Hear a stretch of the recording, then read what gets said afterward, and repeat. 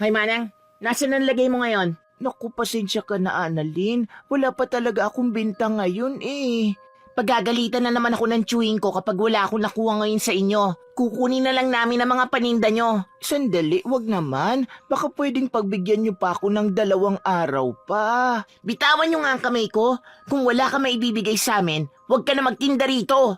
Napakawalang puso niya naman talagang magtiyuhin. Gusto niyo bang masamain kay sa akin? Barumbada ka talaga. Ah, ganun ah. Sige, simula ngayon, hindi ka na makakapagtinda rito. Sirain niyo na ang pwesto ng Manang na to at kunin lahat ng paninda niya. Walang awang ipinag-utos ni Annalyn sa mga tauhan ng kanyang tiyuhin na sirain ang hanap buhay ng Manang. Kilala ang dalagita sa lugar bilang barumbada. May pagkatibu-tibu rin siya at malaki rin ang pangangatawan, kaya naman nagbibigay ito ng takot sa mga tindera sa palengke. Ang kanyang tiyo Raul na lang ang nagpalaki sa kanya simula nang mamatay ang kanyang mga magulang. Kinasusuklaman ang kanilang pagkatao dahil sa mapang-abuso nilang pag-uugali. Kumusta na rin ang pangolekta ng lagay? Marami ka ba nakuha ngayon? May mga iilan po na hindi nagbigay. Kaya yun, sinira ako na ang mga pwesto nila. Dinamo na naman yata sa init na ulo mo eh. Baka naman maubos na ang mga nagtitinda sa palengke dahil sa ginagawa mong yan. Kalma mo lang dapat. Ilang araw na ho silang hindi nagbibigay, kaya nararapat lang yun sa kanila. Hindi na dapat bigyan ng pagkakataon. Siya, sige. Mamaya sa mga nagtitinda ng isla ka naman maningil ng lagay ha. Ayusin mo ang trabaho mo. Ang pangungulekta ng mga perang lagay sa mga taong may maliliit na negosyo ang ikinabubuhay nilang magtiyuhin. Kilala ang tiyo Raul niya bilang nakakatakot na pinuno ng isang gang. Magulong pamumuhay ang kinalakhan ni Annalyn, kaya naman naging barumbadang dalagita ito. Hindi siya nagbibigay patawad sa mga taong inaabuso nila. Hanggang isang araw, nakilala nito ang matandang hahatol sa kanyang kasamaan. Aling Rosa, nasaan ang lagay nyo kahapon at ngayon? Ibigay mo na dahil kung hindi, sisirain ko rin tong pwesto mo. Annalyn, wala pa talaga akong maibibigay ngayon eh.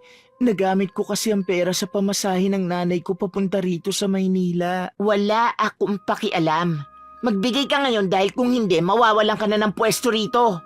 Sino ba ang bastos na batang ito ha? Hindi ka dapat ganyan makipag-usap sa mga nakatatanda sa'yo. Eh kayo, sino ba kayo, Lola? Annalyn, siya ang nanay-tinay ko. Pagpasensyahan mo na. Akin na sabi ang lagay mo. Pinagagis ni Annalyn ang tindang mga isda ni Aling Rosa at pinagbantaan na sisirain niya ang pwesto nito kapag hindi nagbigay sa kanya. Subalit wala talagang maiabot ang ginang na tindera. Kaya inutusan niya na ang mga tauhan ng kanyang tiyuhin na wasakin ang tindahang hanap buhay nito. Wala itong nagawa kundi umiyak na lamang sa ginawa niyang paninira rito. Samantala, masamang nakatingin lang sa kanya si Nanay Tinay at nakaramdam ito ng galit dahil sa pangaalipusta niya sa anak nito. Napakasama mong bata ka. Dapat sa'yo, binibigyan ng parusa. Hindi na ho ako bata, Lola. Kaya wag niyo akong pagsabihan. Sa susunod na hindi siya makapagbigay ng lagay, hindi na talaga maaaring magtinda rito ang anak niyo. Pangako, magbibigay na ako bukas. Sige naman na, Annalyn. Tigilan mo ko! Bulyaw na sambit ng barumbadang dalagita at pinahid na lamang ni Aling Rosa ang mga luha mula sa kanyang mga mata. Kinuyom naman ni Nanay Tinay ang kanyang mga palad para pigilan ang sarili. Sa pagkakataon na yun, may nanunuot ng galit sa puso ng matanda. Samantala si Annalyn ay nahihiyang humarap sa kanyang tiyuhin dahil wala siyang nakolektang lagay mula sa mga taong kanilang nasasakupan. Ano? Wala kang nakuha lagay ngayong araw? Ano ba kasing ginagawa mo? Gusto mo ba pareho tayong mamatay sa gutom dahil sa mali mong pagtatrabaho? Pasensya na ho, Tiyo Raul. Babawi na lang ako sa susunod. Kapag wala ka pa nakolekta bukas maghanap ka na ng ibang titiran mo. Nakahawak lamang sa laylayan ng kanyang damit si Annalyn habang sinesermonan ng kanyang tiyuhin. Malaki kasi ang takot niya rito dahil nagagawa rin siya nitong saktan. Nakakaranas man siya ng pang-aabuso, wala itong magawa kundi sumunod sa lahat ng pinag-uutos nito sa kanya. Ang pagkakaroon niya ng masamang pag-uugali ay dulot ng magulong kinalakhan niya. Pagkatapos naman ng araw na yun, muling nangolekta ng lagay ang dalaga kinabukasan. Aba, ang linis mo yatang maitayo ulit tong tindahan mo, Aling Rosa. Nasaan ang lagay mo ngayon? Annalyn, pwede ba bumalik ka na lang mamayang gabi? Wala pa talaga akong benta ngayon eh. Lintik naman kayo, Aling Rosa, oh. Hindi ko na kayo pwedeng pagbigyan ngayon. Kukunin ko na itong mga paninda mo at hindi ka na pwede magtinda rito. Itigil mo na ang ginagawa mo. Kalabisan na ang pang-aabuso mo. Hindi ka ba natatakot na mahatulan ng parusa? Kayo na naman, mamasamain na talaga kayo sa akin eh. Hoy, tanda, tigil-tigilan mo ako kung ayaw mo makatikim ng galit ko, ha? Humanda ka dahil makakaranas ka ng matinding paghihirap. Ang daming sinasabi na matandang to, buwisit talaga. Inalisan na lamang ni Annalyn ang matanda dahil bahagya siyang nakaramdam ng takot dito. Nakikita niya kasi sa mga mata ni Nanay Tinay ang galit nito sa kanya. Nagpasya na lang muna siya na magtungo sa ibang tindahan na sakop ng kanyang tiyo Raul. Sinikap niya na makapangolekta ng mga lagay para hindi siya mapagalitan ng tiyuhin. Sa araw na yon, naging maayos naman ang kanyang trabaho kaya masaya itong umuwi. Laki yata ng mga ngiti mo ngayon ah. Nagawa mo ba na maayos ang trabaho mo? Tiyo, marami po ako nakolektan lagay ngayon. Ito po ang mga nakuha ko. Magaling. Maasahan ka talaga. Bukas sa may pila naman kayo ng tricycle mangolekta. Kapag may pumalag, sabihin niyo agad sa akin. Nakaramdam ng saya ang dalagita dahil nagawa niya ng maayos ang kanyang trabaho. At dahil doon, natuwa ang kanyang tiyo Raul. Magpapahinga na sana ito nang makaramdam siya ng matinding init sa kanyang palad. Sinubukan niyang ilagay ang kanyang kamay sa tubig para sana maibsa ng sakit. Subalit tumindi ang kirot nito, dahilan para mapasigaw siya. Nataranta naman ang kanyang tiyuhin at tinignan ang lagay niya. Bakit ka ba sumisigaw? Narinig ka ng mga nagsusugal sa baba. Tiyo Raul, ang apdi po ng palad ko. Parang sinusunog at nanonood ang sakit. Sus, wala yan. Malayo yan sa bituka. O 100, bumili ka ng gamot para dyan. 100 lang? Anong gamot mabibili ko rito? Naubos na sa sugal ang nakolekta mo kanina. Kaya yan na lang ang may bibigay ko sa'yo. Napabuntong hininga na lamang si Annalyn at tiniis nito ang sakit na nararamdaman para makapunta sa butika. Agad itong naghanap ng lunas at habang naglalakad siya, nakasalubong niyang mag-inang sina Aling Rosa at Nanay Tinay. Tumingin naman ang masama sa kanyang matanda kaya huminto siya para pagsabihan ito. Ang sama niyo makatingin sa akin ah. May problema ka na naman bang matanda ka? Magsisimula ng paghihirap mo at hihintayin ko ang pagsisisi mo. Aling Rosa, baliw ho ba tong nanay niyo? Kung ano-ano kasi sinasabi, nakakainis. Annalyn, galangin mo naman ang matanda. Bakit ko naman yung gagawin? Kayo dapat ang magbigay galang sa akin dahil tiyuhin ko nagmamay-ari sa kinatitirikan ng mga pwesto nyo. Simula ngayon, matuto kayong yumuko kapag nakikita nyo ako ha. Malis nga kayo sa daanan ko at baka masamain kayong mag-ina sa akin. Bahagyang tinulak ni Annalyn si Aling Rosa at dahil doon, lalo lang niyang ginalit ang matandang ina nito. Bumulong ito ng ilang salita na hindi maunawaan at bigla na lamang kumulog na may kasamang kidlat sa kalangitan. Labis namang natakot ang barumbada at wala siyang kaalam-alam na magsisimula na ang pagpapahirap sa kanya ni Nanay Tinay. May karunungan ito sa pambabarang at yun ang ginagamit niya para pahirapan ng isang taong may masamang pag-uugali. Kinabukasan, Maagang nagtungo ang dalagita sa pila ng tricycle para doon naman makapangolekta ng mga lagay. Subalit nakaramdam naman ito ng pananakit. Laking gulat pa niya nang magkaroon ng butas-butas ang kanyang palad at bigla na lamang itong nagkasugat-sugat. Ano nangyayari sa akin?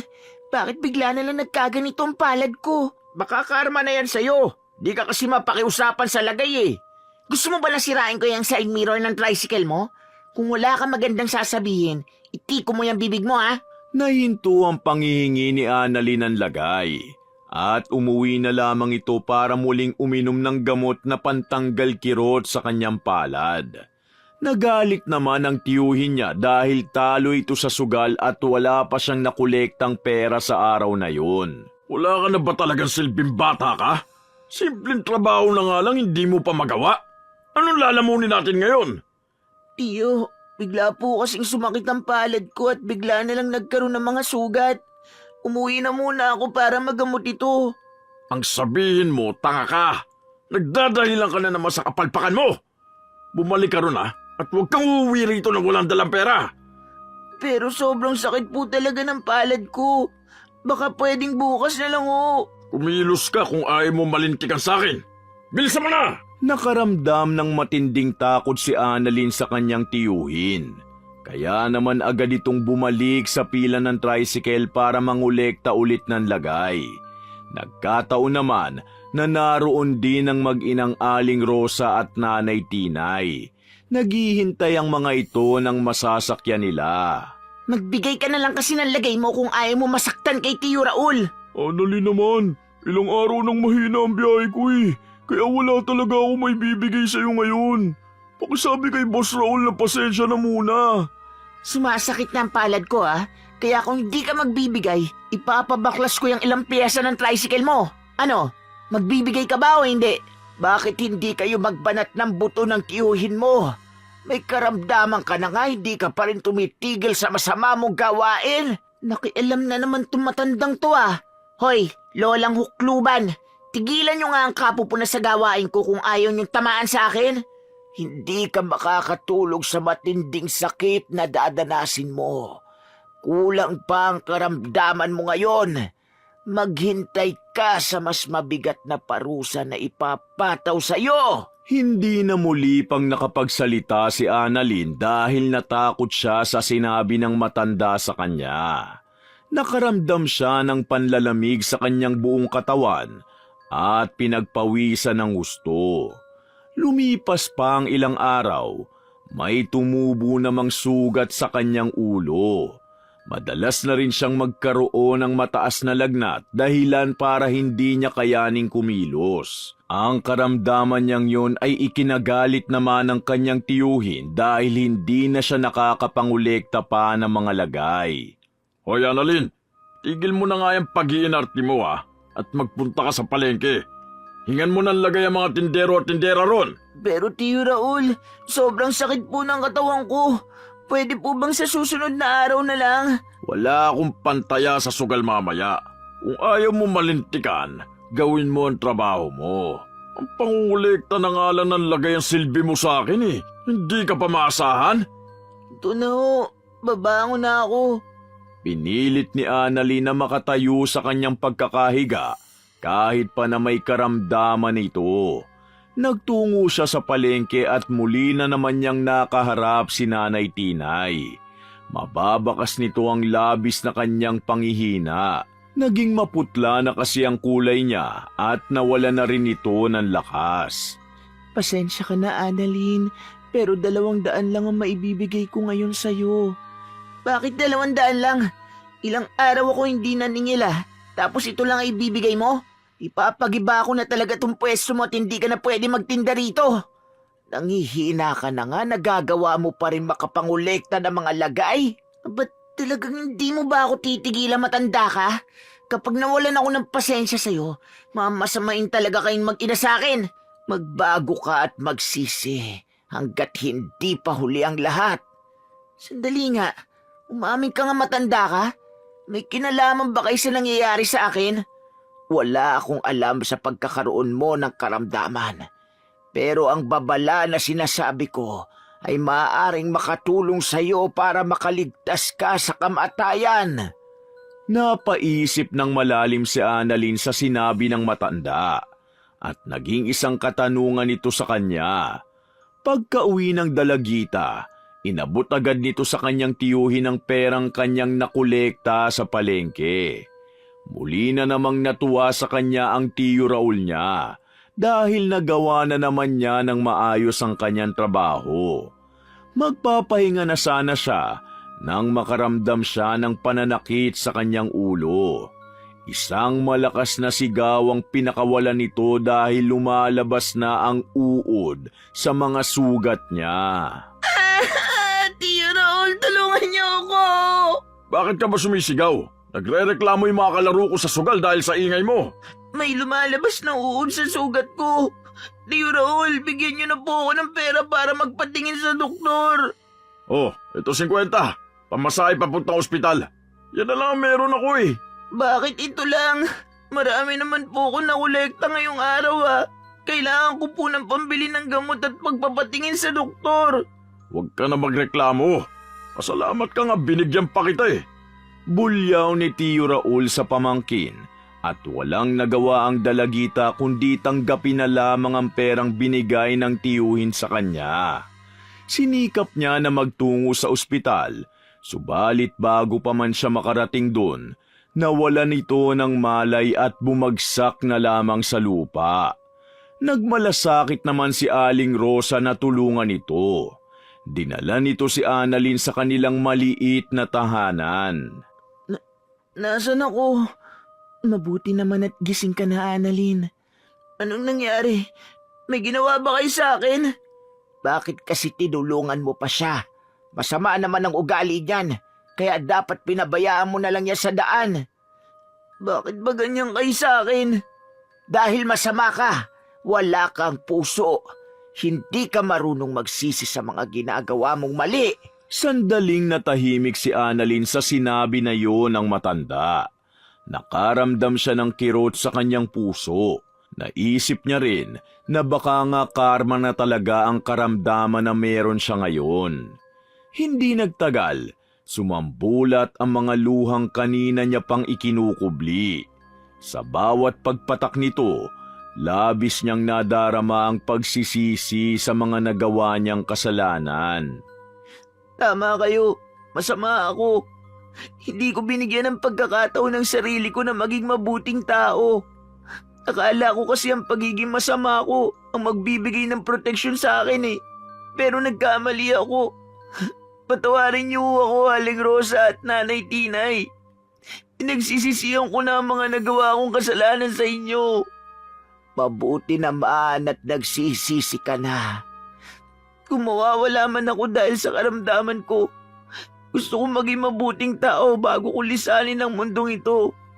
Pasensya na kung marami na ako nasasabi sa inyo. Mauna na ako. Maraming salamat sa pagtulong niyo sa akin. Sa pagsisisi na yun ni Annalyn, nakaramdam ng saya sa puso si Nanay Tinay dahil nagawa nitong baguhin ang barumbada. Pagka-uwi naman ni Annalyn, napansin niya na tila gumaan na ang kanyang pakiramdam. Lumipas pa ang ilang araw, unti-unti nang nawala ang mga sugat sa kanyang ulo at palad. Ang pagbabago niya naman ay labis na ipinagtaka ng mga taong nagawan niya ng kasalanan. Annalyn, nakikiusap ako. Baka naman pwedeng sa susunod na lang ako makapagbigay ng lagay. Ayos lang po yun. Ako na ang bahala kay Tiyo Raul. Hala, totoo ba ito? Baka sirain mo ang pwesto ko dahil hindi ako nakapagbigay ngayon. Huwag kayong mag-alala dahil hindi ko na po yun gagawin. Labis na nagtaka ang aling tindera sa pagiging mabuti ng barumbadang dalagita. Subalit hindi naman ito nagustuhan ng tiyuhin ni Annalyn at nagalit ito ng gusto sa kanya. Hindi niya na rin nais na sumunod pa sa mga masasamang pinag-uutos sa kanya ng tiyo Raul niya. Ano itong pinaparating sa akin ng mga tauhan ko na hindi mo na raw pinipilit magbigay ng lagay ang mga taong nasasakupan ko? Pasensya na ho, Tiyo. Pero hindi ko na po magagawa ang trabahong yan Gusto ko na magbago. Ano? Napasukan ba ng masamang hangin yung utak mo? Hindi ka makakawala sa ganitong buhay. Tandaan mo yan, Annalyn! Napaluha na lamang ang dalagita sa narinig niya mula kay Tiyo Raul. Kinuyom niya ang kanyang mga palad, saka napabuntong hininga. Gusto na nitong makaalis sa magulo at walang direksyon niyang buhay. Ngunit hindi niya alam kung paano yun gagawin. Ang sunod-sunod na pagsuway nito sa ipinag-uutos ng tiyuhin ay nagresulta ng matinding pananakit sa kanya, hanggang sa umabot na ito sa sukdulan. Tama na po, Tiyo Raul. Nasasaktan na po ako sa gupit na sinturon niyo. Mas matindi pa rito ang dadanasin mo kapag hindi ka sumunod sa akin. Kung alam ko lang natutubuhan ka ng sungay, dapat pinabayaan na kita noong pabwisit ka! Muling humagupit ang sinturon ni Tiyo Raul sa katawan ng dalagita, dahilan para magsugat na mga latay nito sa katawan. Nakaramdam naman ng matinding pangihina si Annalyn at pilit na sinunod ang utos sa kanya ng tiyuhin.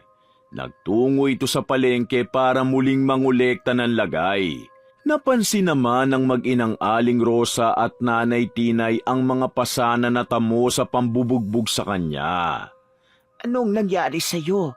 Bakit may mga galos at pasa ka sa katawan? Sino may gawa nito? Si Tiyo Raul, Nanay Tinay. Palagi niya ako sinasaktan at hindi pinapakain. Gusto ko na kasi magbago at umalis sa kanyang puder. Napakahayop niya. Dapat bigyan din siya ng parusa na magwawakas sa kanyang kasamaan. Nanay Tinay, alam ko na kayo nagbigay ng karamdaman noon sa akin. Alam kong hindi mabuti kung hihilingin ko sa inyo na patawan ng parusa ang Tiyo Raul ko, pero tulungan niyo ako. Humahagulgol ang dalagita habang humihingi ng tulong kay Nanay Tinay. Ramdam nito ang sakit na kanyang daladala. Kaya naman mabilis na umaksyon ng matanda. Binigyan nito ng isang matinding karamdaman si Tiyo Raul. Gumising na lamang ito na may malaking bukol sa kanyang mukha. Ano nangyari sa akin? Bakit biglang may bukol na tumubo sa mukha ko? Tiyo, ito na po ang kape niyo. Sabihin mo sa mga tauhan ko na ihanda sa sasakyan. Pupunta ako ngayon sa ospital. Kailangan ko magpatingin sa doktor. Ano ang nangyari sa mukha niyo? Wisit ka, sa tingin mo magpapatingin ako sa doktor kung alam ko ang nangyayari sa akin? Talaga napasukan na ng masamang hangin yung utak mo. Napakatanga mo! Pasensya na ho kayo. Yumuko na lamang ang dalagita sa harapan ng kanyang tiyuhin, ngunit natutuwa siya sa nangyayari rito. Batid kasi nito na maghihirap din ang Tiyo Raul niya. Umaasa siya na makakawala na sa malulupit na mga kamay nito. Pinagpatuloy niya naman ang pagiging mabuting tao. Kinagigiliwan na siya ng lahat dahil sa pagkakaroon niya ng malasakit sa iba. Annalyn, kunin mo na itong sobra sa paninda ko. Bigay ko na lang yan dahil sa pagtulong mo sa pagbubuhat ng mga gulay kanina. Ay, wag na humanang. Maaari nyo pa yung ibenta. Sayang ang kikitain nyo sa mga yan. Nakakatuwa naman. Parang kiran lang barumbadang dalagita ka pa. Ngayon isa ka ng mabuting tao. Hindi naman sukat akalain na magbabago ka. Maraming salamat talaga sa iyo, ha? Masaya ako na nakakatulong na ako sa inyo. Huwag kayong mag-alala. Matatapos din ang kasamaan ni Tiyo Raul. Anong sabi mo? Nanlaki ang mga mata ni Annalyn nang marinig ang nakakatakot na boses ng kanyang Tiyo Raul. Paglingon niya sa kanyang likuran, dumapo ang mabigat na kamay nito sa kanyang mukha. Ang pananakit sa kanya ng tiyuhin ay nasaksihan ni Nanay Tinay at Aling Rosa. Labis na nagalit ang mga ito. Tiyo, nakauwi na pala kayo galing sa ospital. Oh, at alam ko na mga paninirang ginagawa mo sa akin dito, hayop ka! Pinagkatiwalaan kita tapos may balak kang angkinin sa akin ang mga nasasakupan ko? Ang lakas ng loob mong gawin yon! Ho, ano po bang sinasabi nyo? Wala po ako intensyon na gawin yan. Sinungaling! Nagpapanggap kang mabait sa kanila para sakupin silang lahat. Yun ang totoo, di ba? Buwisit ka talagang traitor ka. Itinaas ni Tio Raul ang kamay para saktan si Annalyn. Subalit napigilan ito ng mga salita ni Nanay Tinay. Ayaw nitong masaktan ang dalagita sa kanyang harapan. Nagkaroon na kasi ng pagmamalasakit ang matanda para rito. Huwag mo siyang saktan kung ayaw mo mamaga ang kamay mo! Sino naman ang matandang hukluban na ito? Hoy, tanda! Umalis ka sa harapan ko at baka ikaw ang sumalo ng hagupit ko! Sige, saktan mo ko. Ang taong nabubuhay sa masama, mamamatay sa paraang mas masahol pa. Baka mauna pa ho kayo mamatay sa akin, tanda! Pangiinis pa ni Tio Raul sa matanda at pinagtawanan nila ito ng kanyang mga tauhan. Sumama naman si Annalyn sa kanyang tiyuhin para hindi na magkaroon pa ng gulo. Natatakot din kasi siya na baka masaktan si Nanay Tinay. Pagka-uwi naman nila, muli na naman siyang nakatikim ng pananakit. Ayoko na po, Tio Raul. Tigilan niyo na ho ako. Wala kang utang na loob, hayop ka. Pagkatapos kitang palakihin at pakainin sa palad ko, tutuklawin mo lang pala ako. Bakit? Pinalaki niyo ba ako mabuting tao? Kinamulatan ko ang magulong buhay at kasamaan niyo sa mundo. Tinuring ko kayong pangalawang magulang ko. Pero kahit kailan hindi niyo ako binigyan ng halaga at pagmamahal. Ano ba mga pinapanood mo at nagiging madrama kang buwisit ka? Uubusin ko ang lakas ko sa pananakit sa'yo. Tignan natin kung hindi ka magkanda. Hahagupitin pa sana ng sinturon ni Tio Raul ang pamangkin, ngunit nakaramdam ito ng matinding pananakit sa kanyang likuran. Pakiramdam nito ay pinapaso siya at nagbibigay ito ng matinding sakit sa kanya. Ang dalagita naman, tumakbo na palayo sa kanyang tiyuhin. Nagtungo ito sa bahay ni Aling Rosa at Nanay Tinay. Tulungan niyo ako. Hindi ko na po kinakaya ang pananakit ni Tio Raul sa akin. Kalabisan na po ang kasamaan niya. Demonyo talaga ang tiyuhin mo na yon. Bibigyan ko ulit siya ng isa pang karamdaman na magwawakas sa kanyang buhay. Annalyn, sumama ka na lang kaya sa amin sa pagbabalik namin sa probinsya. Doon ligtas at walang mananakit sa'yo. Habang nabubuhay at may lakas pa si Tio Raul, hindi ako makakawala sa mga kamay niya. Pero hindi ko na po gugustuhin pa na muling magpasakop sa kanya. Ako na ang bahala sa tiyuhin mo. Ito na ang huli na gagamitin ko ang karunungan ko. Namumuhing sabi ni Nanay Tinay at niyakap nito ang dalagita. Gagawin ng matanda ang lahat para protektahan ito. Makalipas lamang ang ilang araw, pinuntahan si Annalyn ng mga tauhan ng kanyang tiyuhin at kinuha siya mula sa mag-ina.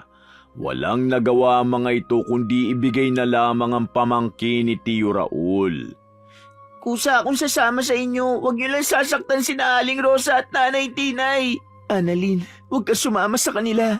Paniguradong sasaktan ka na naman ng Tio Raul mo. Pero ayoko madamay kayo sa galit sa akin ng tiyuhin ko. Maraming salamat po sa pagtulong niyo sa akin. Malapit nang magwakas ang buhay niya. Kaya konting tiis na lang. Halika na, sumama ka na sa amin. Dami niyo pa sinasabi. Mahigpit na hinawakan ng kamay ng dalagita ng isa sa mga tauhan ng kanyang tiyuhin. Tuluyan na nga siyang nakuha ng mga ito. Pagbalik naman ni Annalyn sa bahay ng kanyang Tio Raul, nakita niya ang galit na mukha nito. Akala mo matatakasan mo ang galit ko? Nagkakamali ka. Dahil habang nabubuhay ako, magiging impyerno ang buhay mo sa akin. Hayaan niyo na po ako makapamuhay na maayos. Nang sa ganun magkaroon ng direksyon ng buhay ko. Nahihibang ka na nga talaga. Walang pwede magbago sa ating dalawa. Dumapa ka, tanggapin mo ang parusa ko. Ayoko nang sumunod sa inyo. Kahit punuin niyo man ng pasa at sugat ang katawan ko, hindi na ako natatakot. Ganun ah, humanda ka sa akin. Hinatak ni Tio Raul ang buhok ng kanyang pamangkin para sana isubsob ang mukha nito. Ngunit inatake na naman siya ng karamdaman. Napasigaw ito ng malakas at pakiramdam niya, sabay-sabay nanigas ang kanyang mga ugat sa katawan. Dumating naman ang mga tauhan nito upang asikasuhin siya. Samantala, si Annalyn ay nanatiling nakatayo na lamang at umiiyak. Hindi alam ng dalagita kung kailan matatapos ang kanyang paghihirap sa kamay ng malupit niyang tiyuhin. Umupo na lamang ito sa isang tabi at tumingin sa langit. Iniisip niya na kung nabubuhay lang sana ang kanyang mga magulang, marahil na hindi siya lumaki sa magulong pamumuhay. Ilang sandali pa, lumapit sa kanyang isang tauhan at inabot nito ang malaking halaga ng pera. Kunin mo yung pera, Annalyn. Kapag tuluyan na nang hina ang tiyuhin mo, magpakalayo-layo ka na. Saan ito nang galing? Saka bakit mo ako tinutulungan? Inipo kong pera na yan para sa anak kong may sakit sana sa puso. Kaya lang, pumanaw na eh. Halos magkaedad lang kayo. O siya, alis na ako. Sana makaalis ka na rin dito. Muling bumuho sa mga luha ni Annalyn nang maramdaman ang pagmamalasakit sa kanya ng iba. Nagkaroon siya ng pag-asa at inisip na makakalaya rin siya sa kanyang sitwasyon. Nagdaan pa ang mga araw, mas tumindi pa ang kalagayan ng tiyuhin niya. Ngunit nakakagawa pa rin ito ng kasamaan. Inutusan nito ang mga tauhan na sirain ang mga pwesto sa kung sino man ang hindi makakapagbigay ng lagay. Ngunit sa pagkakataon na yun, nagkaisa at nanlaban ang mga taong inaabuso nila. Hindi na kami makakapayag ngayon na maghari-harian pa ang Boss Raul ninyo. Lalaban na kami ngayon sa inyo. Masyado nyo na kaming inaabuso. Magsitigil nga kayo kung ayaw nyo masaktan. Ano pang hinihintay natin? Tapusin na natin ang mga kasamaan nila. Pasigaw na panghihikayat ni Nanay Tinay at inumpisahan na nilang pagbabatuhin ng bato ang mga tauhan ni Tiyo Raul. Dahil sa pagtutulong-tulong nilang lahat, nagawa nilang itaboy ang mga ito. Masaya sila na sa wakas, matatapos na rin ang pang-aabuso sa kanila. Nangihina na rin kasi ang pinunong sumasakop sa kanila. Samantala, si Annalyn ay nanatili sa poder ng kanyang malupit na tiyuhin. Tila ba hinihintay na lang niya na malagutan ito ng hininga. Kuha mo nga ako ng tubig. Bilisan mo ang kilos. Ito na po, Tiyo Raul. Pupunta pala ako sa palengke. May gusto po ba kayong ipabili? Sige, pumunta ka rin para makita mo kalunos-lunos na sinapit ng mga taong binibigyan mo ng malasakit. Bakit? May ginawa ho ba kayo sa kanila? Sinaktan niyo ho ba ang mga tao ron? Napakasama niyo talaga.